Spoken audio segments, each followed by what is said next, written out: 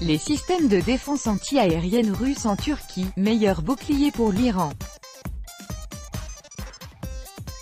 Les liens de plus en plus étroits entre Moscou et Ankara, notamment dans le domaine de la défense, pourraient constituer un obstacle concret à l'extension de l'hégémonie de l'Occident au Proche-Orient et à une éventuelle frappe des États-Unis et d'Israël contre l'Iran, selon un expert militaire turc qui s'est confié à Sputnik. Commentant à Sputnik une récente déclaration de Recep Tayyip Erdogan sur sa proposition faite à Vladimir Poutine de produire en commun des systèmes de défense anti-aérienne russes S-500 et l'intérêt d'Ankara pour les chasseurs russes de 5e génération, Erdogan Karakus, lieutenant général de l'armée de l'air turque à la retraite et président de l'Union turque des officiers à la retraite, a confié qu'un tel essor des relations russo-turques dans le domaine militaro-industriel pourrait avoir un impact sur le rapport des forces dans la région et même prévenir une frappe éventuelle des États-Unis et d'Israël contre l'Iran.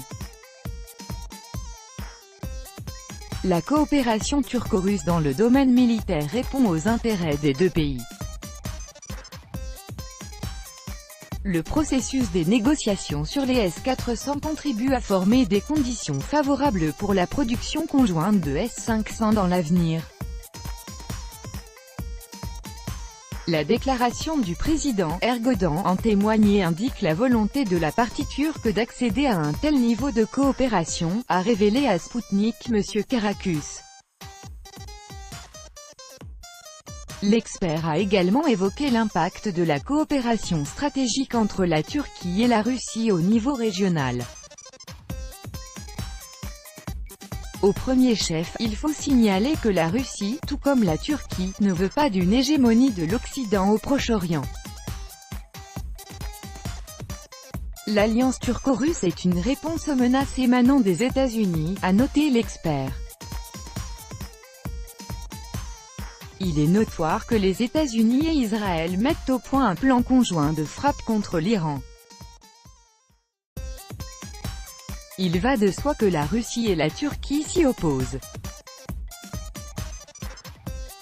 Je crois que la coopération avec la Russie, qui concerne également le domaine de la défense, pourrait empêcher une frappe contre l'Iran, a-t-il conclu.